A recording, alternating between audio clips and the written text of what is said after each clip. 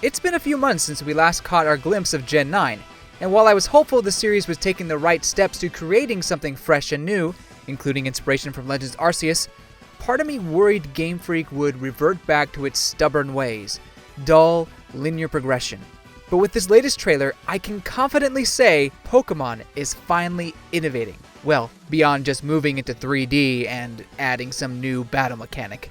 We got confirmation in this trailer of a few things I speculated about in my previous Gen 9 video. Pokécenter kiosks, roaming freely without a set story, open stadium gyms, that star zigzag symbol, and maybe the orange and grapes playing some kind of role, but I'll talk about that later. Still, there were plenty of new details to sink our teeth into and leave us excited for more. Arguably, the biggest confirmation is the freedom of exploration. Players are free to roam the open world in any order they would like, with no story forcing you in a set direction. Honestly, I was skeptical Game Freak had the guts to do it, but here we are. Free roaming, exploration, not tied down by a fixed route. Having this freedom will give players the same sense of discovery we all loved in Breath of the Wild, but now in Pokemon form. I mean, we kind of had that with Legends Arceus, but now we'll have that in a regular Pokemon game, not an action RPG. Granted, I'm still unsure if there will be any sort of climbing feature, but I'm guessing there will be a ride Pokemon type of feature that will give trainers the ability to at least fly and swim, further opening exploration. There is just something refreshing yet nostalgic about the idea of wandering a Pokemon world freely. I mean, again, we did just do that in Legends, but Scarlet and Violet takes me back to the good old days when I first played Pokemon Blue, wandering around Kanto, even choosing my own path at times. I'm not saying Gen 1 was an open world adventure, rather there was a sense of wonderment and possibility that has faded within the series over time. Not saying it's been bad, just not the same type of atmosphere, the same vibe. Although to be fair, I was a young, naive child, so my tastes were probably not as refined. That said, I get the feeling that Gen 9's open, hands-off direction might be what brings back that early childhood wonderment. However, being the good story addict I am, part of me does worry Gen 9 won't contain a worthwhile story. As I've said many times before, Gen 8's plot was a disappointment, lackluster. But at least there was a story to follow and mildly enjoy. When you take out the dictated story elements, can you build a worthwhile narrative? I think so, but is Game Freak and Pokemon up to the task? That remains to be seen. If there's going to be some sort of worthwhile narrative, I think Scarlet and Violet's story will revolve heavily on character arcs, similar to how Legends Arceus had a small arc centered around a character or two in each area. In Gen 9's case, I can see the gym leaders taking on the role of the leading characters, becoming the focus of the area's arc, if you will. Of course, with a pair of new legendaries and the need for some sort of instigator, I would be surprised if there isn't an overarching narrative of some kind. You just have to put together the bits and pieces in any order over time, like in Breath of the Wild. This plot would have to hold up in any order the players choose, but ultimately leading to the same grand ending. It can definitely be done, but will Game Freak nail it? Well, forgive me for being skeptical. Another major reveal is the inclusion of 4-player co-op, allowing players to join their friends on the RPG adventure. I don't think any of us saw a feature like this coming, right? Especially after the dumpster fire that was the wild area online. But Game Freak feels confident they can provide a fun, fluid experience, with at most 4 people. You get 5 people, no, that ruins it. It can't be done. It can't be done. Game crashes. I have a few questions about that. Does a player host a lobby and the 3 friends join their quest? Does the progression carry over to everyone's copy? Do you battle trainers and gyms together? And then if it doesn't transfer over, what's really the point of it all? There's a lot we still don't understand that could make or break this experience. However, I love the idea behind exploring the seemingly vast world together with friends, sharing discoveries over Discord, and helping each other complete the Pokédex. Granted, I usually enjoy playing RPGs by myself, experiencing new sights and sounds through my own eyes rather than someone else telling me about it, but I like the idea of joining my Monster Hunter party on a trip around the new region. Hey, my lobby, my rules. I call dibs on best waifu gym leader. Ow! As for the Pokemon, we're off to a pretty good start. The first 3 non-starter Pokemon that they revealed I think have been accepted pretty well. Of course, the internet is losing its mind over Lechonk. I mean, I don't blame them. That name is so meme-worthy. It's too perfect. And its cute little waddle from behind the grass is just pet video compilation worthy. However, I don't think I'm as in love with the Chonkers as much as everyone else is. Don't get me wrong, Lechonk is cute and a solid beginning area monster. Just not my favorite Pokemon design. It's not bad, but it's not the best they've done. I mean, this is coming after Gen 8 where we had Wooloo. I'm sorry, I was trying not to compare Lechonk to Wooloo, but I just... As a huge Wooloo fanboy, it was impossible for me not to bring it up. If it wasn't for the name, not as many fans would be freaking out as much as they are. And that's a hot take for you.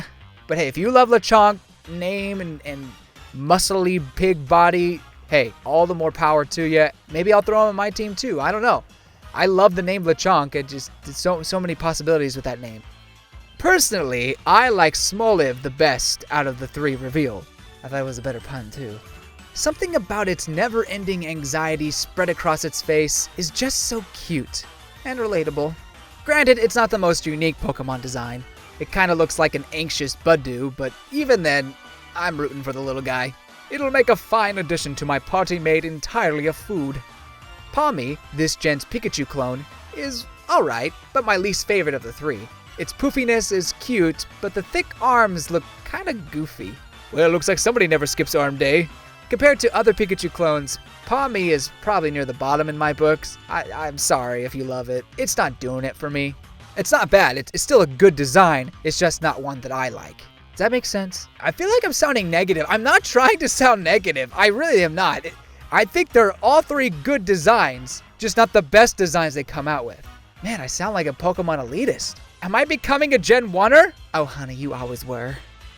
Getting back on topic, the fact that it's just an electric type makes me wonder if it could have an evolution.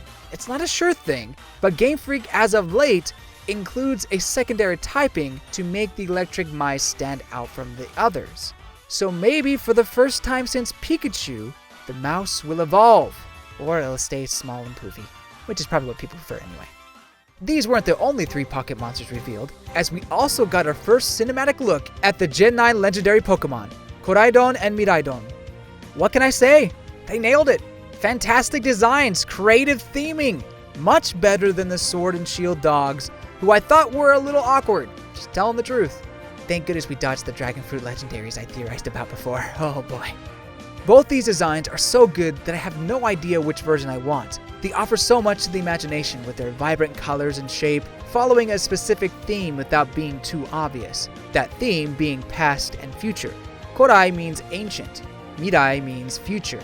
As you can tell by their designs, the names match the monster pretty well. Koraidon has a primitive look, nothing unnatural besides the wheel on its chest, but I guess that's also flesh. Miraidon, on the other hand, almost looks artificial with jet engines for hind legs and pixelated eyes. It too has a wheel-like chest, which makes you wonder if they both transform into motor vehicles of some kind. You thought you knew ride Pokemon, not until you ride the Pokebike. But you see what I mean? Imagination is running wild. Okay, enough about themes and creatures. It's time to talk about the most important part of any new generation, the NPCs. First up, our new trainer senpai and maybe rival, Nemona. Oh, I like her. She's cute. She definitely has that señorita vibe about her. Can't wait to get to know her character, and I hope she plays a part in the narrative. The website says she will act as your guide on your adventure and has undisputed skill. Since she is indeed a more experienced trainer, has she already journeyed across the region?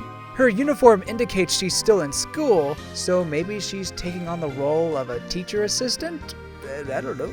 Interestingly, she mentions the player character owns 3 Pokemon, potentially implying that all 3 starter Pokemon are there for us to keep. I'm guessing since Nemona acts as both a guide and a rival for us, there's no need to have another trainer around to steal our Pokemon. After all, Nemona doesn't use a starter Pokemon when battling in our first ever Pokemon battle, at least based on the trailer, further indicating that we indeed have all 3 starters in our possession. I'm somewhat torn on this, if true. On the one hand, I no longer have to worry about choosing one starter over the other 3. No regret. I love them all. They're great choices, and I hope they have great evolutions. On the other hand, that's 3 party slots already filled. I need more space. But hey, if there's an evolution I don't like, I guess I could put it in the box. So, alright. I'm coming around to it. And actually, it's going to save me a lot of grief and pain, not having to choose my starter beforehand. So, you know what? I think this is a great change. Anyway, back to Nimona. No matter what happens on the journey, I'm sure this fine señorita will be there when we need her. What did you just call me? No habla español. Another reason why fans seem to be losing their minds in the same vein as Lechonk, we have 2 new professors here, each exclusive to one of the versions. Professor Sada for Scarlet, and Professor Tudo for Violet. Let me tell you, the thirst is real from the fan base. I'm shocked. Okay, I'm not shocked. I'm shocked that I'm not shocked that the internet is simping hard for these 2. What gets me is everyone is acting like professors are all of a sudden hot now. Hello? Where have you been the past few generations? Did you forget? The Alola region had Professor Kukui, a shirtless, muscular professor that people were drooling over. And I know some people had a thing for the Dream Pro Professor Sycamore in Kalos. Did you forget about him? As for me, I'm more of a Professor Juniper stan. Gen 5, stay winning. Okay, sure, Galar and Gen 8 had old Granny Professor Magnolia. Fine.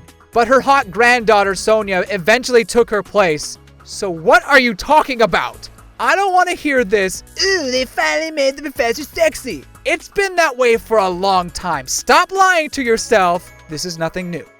Both Sada and Tudo carry on the theme for their respective versions legendary. As I'm sure you've read somewhere online already, Sada is derived from the Spanish word for past, while Tudo comes from the word for future. You can also see it represented in their outfits, while Sada having a wild cave woman look, and Tudo looks as though he just hopped out of the Tron universe, maybe adding more fuel to the legendary motorcycle transformation theory. On the website, it says both are studying certain lore passed down in the region, I imagine based on Koraidon and Miraidon. In the past, professors didn't usually play a huge role in the story, but I'm curious this time around if the professor becomes key to unraveling the mystery of the region, instead of just playing a supporting role. Seems like a lot of people would be happy with that. Speaking of the lore, I wonder if the origins and grapes still play a role in the narrative, as we see the fruit emblems not only in color, but on a pillar, and the student clothing, which I totally missed before. Did they add that, or was that always there? I think I just totally missed it. Seeing this makes me wonder if each symbol is exclusive to the version you choose. Looking at the version exclusive uniforms, we see that Scarlet has the orange symbol, and Violet has the grape symbol. Not sure what the emblem represents, other than maybe the school logo? Maybe there are rival schools? Actually, I like that theory. The symbol represents a school you go to, which is based on the version you choose.